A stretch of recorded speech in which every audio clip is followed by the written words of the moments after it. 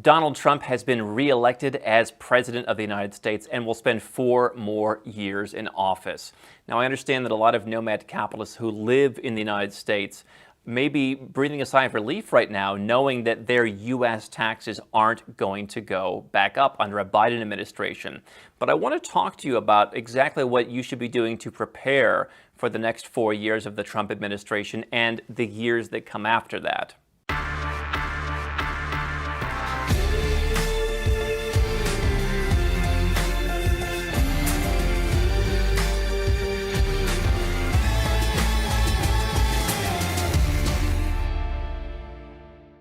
Hi, I'm Andrew Henderson, and here at Nomad Capitalist, we use my over a dozen years in the field all around the world of building a network and now building a team of almost 30 people to help 7- and 8-figure entrepreneurs legally go where you're treated best.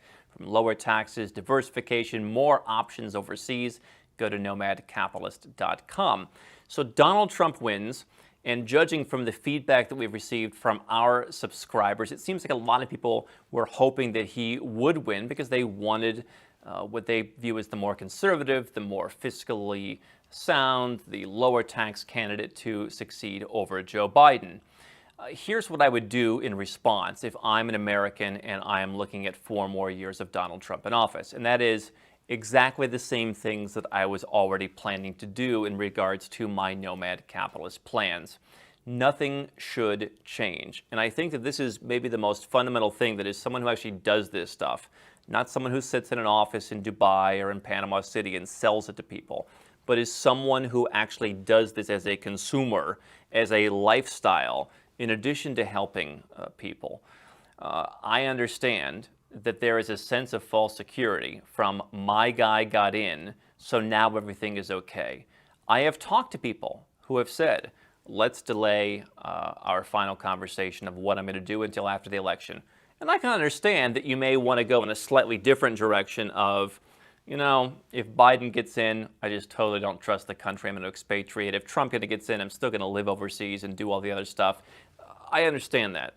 But I think to say that, oh, Trump got in, now I don't need to do anything. Everything's back to normal. Keep all of my money in Bank of America. Keep living in the U.S. Oh, the taxes are fine. Let's be clear. On a tax front domestically, the top income tax bracket is 37%. I've been saying ever since George Bush had his much ballyhooed tax cuts back in the early 2000s, you know, taxes were 39.6%. Bush brought them down to, I think, 35. Obama took them back. Trump brought it down to 37. This is not like Monaco level taxation we're talking about. This is if you are a high earner, you are paying a lot of money. And that's on top of Social Security tax. It's on top of Medicare tax. I understand Trump wanted a, kind of a holiday on those things for a while. But, there's still a lot of taxes that are involved. There's state taxes, which are not controlled by Trump. There are, city taxes for some people. And so there's a lot of taxes. And you have such a fragmented country still, even though Trump won, I think you're going to have a very hard time getting any kind of, big further changes through. And so, the changes that already have been put through in terms of taxation, yes, I understand on corporations, there have been taxes. I understand that there have been other deductions. For some people in places like New York and California, you've gotten hurt with SALT. But, the tax burden has dropped, but not nearly as much as it could have dropped if you had gone overseas. Not nearly as much as it could have dropped if you would move to Puerto Rico. Not nearly as much as it would have dropped as if you would expatriate. And I'm not saying you should do any one of those things, but if you're using Trump's victory as a sense of security that all is well with the economy now, there certainly may be some economic growth, but there's greater economic growth in countries that we talk about here, from Cambodia to Georgia to Madagascar. All right? So I think what's interesting is if the goal is lower taxes, go where the taxes are lowest. If the goal is economic growth, go where the economic growth is the greatest. And I think what's fascinating to me in what we talk about here is just really the psychological element of watching how one person getting elected is going to change everything, and people suddenly feel like this emotional thing where now the country works. Listen, I understand that the vast majority of people, they want to be born, go to school, go to university, get a job, get married, raise their kids, live, invest, and die in one country. And there's no judgment from me if that's what you want to do. I think that what we talk about here is a contrarian point of view that is, from my perspective, it works very well for the 7 and 8 figure entrepreneurs that we work with. I think from some perspectives, on the lifestyle and on the freedom side, and to a certain extent on the tax side, works for people who make lesser incomes. But this is definitely a contrarian view. And I think it works so well for successful people because there are so few successful people. The 1% is the 1%. And most people don't understand them. And particularly in the West, that's not going to change. Nothing has changed. Here's what else Trump hasn't changed. If you live overseas or you want to move overseas, the U.S. still has citizenship-based taxation. It still has FATCA. You've still got to report all your bank accounts. Every foreign financial institution in the world practically is still an unpaid tattletale to the IRS. There is still draconian paperwork to file under penalty of lock and key. That if you are a U.S. citizen overseas, you're still subject to a number of regulations when you are overseas, whether you are living in the United States or not, just because you're a citizen. So very little has been done to fix that. Now I understand you might be saying, well, hey, I actually prefer to live in the United States, and so the lower taxes help. But again, if you're willing to pay to live in the United States, then I would say set a price for what that's worth to you. What is it worth to live in the U.S.? I make $1 million a year, for example. It's worth 200 grand. Anything more is too much. Okay, can you get your taxes to 200 grand? Is that a reasonable, rent payment to the U.S. to live there? If it's not, find somewhere else to live. I work with a lot of people who make, from $500,000 up to, $20 million a year. People who have net worths from $1 million up to a couple $1 billion. And, in most of their cases, when you actually look at the number, the emotional effect of so-and-so lowered my taxes doesn't make the number palatable. The number still hurts. And I think that there's this emotional feeling of, Trump is the savior. I'm not pro-Trump. I'm not anti-Trump. It's not my business anymore. I have no connection to the country, and what happens will not affect me. But here's what you should do. Step one is, I do think that you will see, as the pandemic continues, you'll see countries around the world, perhaps, without saying it, punishing Trump for his, what they consider laissez-faire policies on COVID with continued restrictions on U.S. passport holders. So that means I would get a second residence or I would get a second passport. I had a couple come to me recently and say that they want to continue traveling nomadically, and it's very hard as Americans right now. And so I said, well, rather than spending the money to get a passport so quickly in a country like St. Lucia, let's just get you a couple of residence permits in large countries, like a Mexico or like a European country where you have some freedom of movement where you can experience different things, right? And if you're stuck on one island, if you get a residence in Mauritius, you're probably going to get pretty stir crazy. But if you have 2 or 3 residences in larger places where you have room to roam, that could solve your travel issue. And then you could just go and live in those countries or blocks of countries, right? And so if you want the option to get out of the U.S., if you want the option to reduce your taxes, I think you're going to need a second residence or second passport to do that, precisely because the U.S. passport will continue to be devalued. Now, I think those things are also important because let's look forward 4 years from now. I don't know if Mike Pence will be the guy running or not. It seems like Trump doesn't have particular loyalty to Mike Pence. Mike Pence doesn't have Trump's charisma, okay? I don't know that Mike Pence is getting elected. I mean, maybe it's Ronald Reagan's third term all over again, but I don't know that he has what it takes to keep these people engaged. And so you're going to see an all-out war in 4 years. And so here's what I see.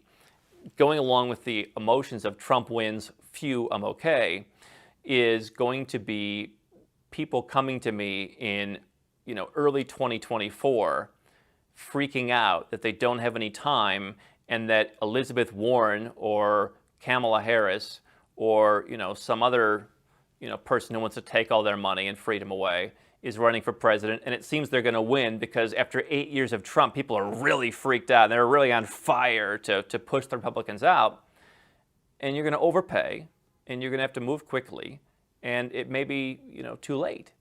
And so we now have 4 years which you can go out and slowly and methodically plan, whether it's with me or someone else, to figure out, okay, what's your next move? Let's get a couple residence permits set up, whether it's for lifestyle purposes, whether it's an escape from the riots and chaos, which are no doubt coming, with this re-election. You just want a place that's safe for your family, whether you're sick of the fractured culture, the social fabric. But let's also have a tax strategy for 4 years from now, for when power perhaps changes hands. And the good news is perhaps there's somewhere that you can go and get your second passport in the next 2, 3, or 4 years so that you're ready for the next inauguration, not in 2021, but in 2025, potentially of the very thing that you were afraid of. Now, if you are against Trump, and by the way, people do come to us and they say, I really don't like Trump. I'm not saying that our audience is entirely pro-Trump. If you're against Trump, great. Let this be the push that you need to get out. For me, Trump was kind of a push to say, you know what? I understand people think I don't understand America first.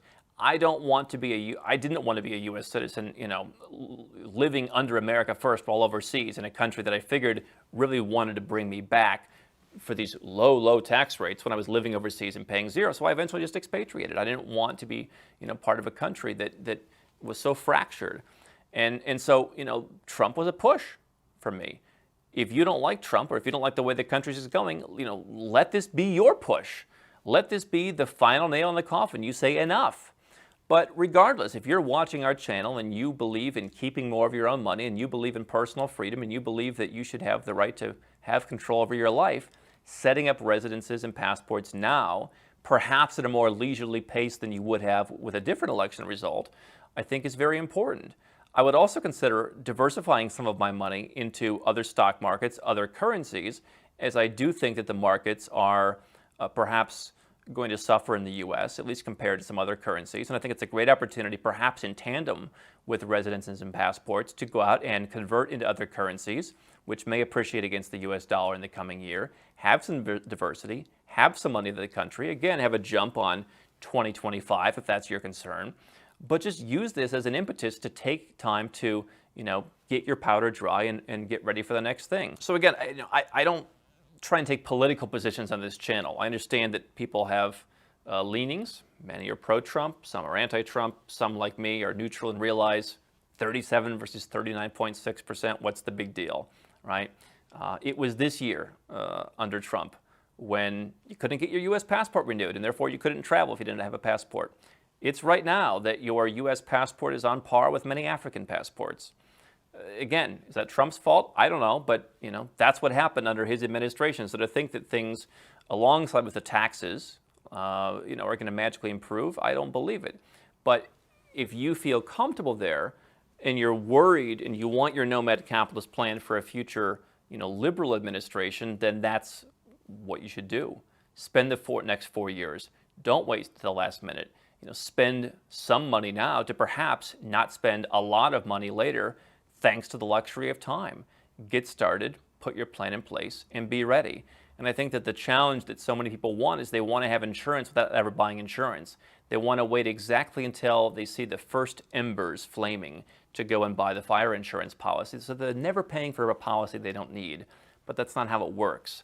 Eventually, the United States is going to be taken over by people who are going to raise your taxes, who are going to restrict your freedoms, who are going to do some things that you don't like, whether it's a wealth tax, higher income tax, taking the cap off Social Security, doing whatever. It's going to happen eventually. It's only a matter of time, because I've talked to so many people who have said, I never saw this coming 5 years ago or 10 years ago. I never thought I would be thinking about this kind of stuff. I always thought I would be thinking about some of this kind of stuff, but many of you, 5 years ago, everything was perfect. And now, regardless of which side of the aisle on, you're here because you realize something isn't quite right. I think if you have that itch, it's worth scratching it, and you can do so a lot more affordably by starting now. How can Nomad Capitalist help you? 4 ways. Number 1, subscribe to our channel and click the notification bell to make sure you get our new video every day. Number 2, get a copy of Nomad Capitalist, the book. You'll learn a lot of my personal experiences over a dozen years of studying this stuff, as well as exactly some of the strategies that you can use to build your Nomad Capitalist plan.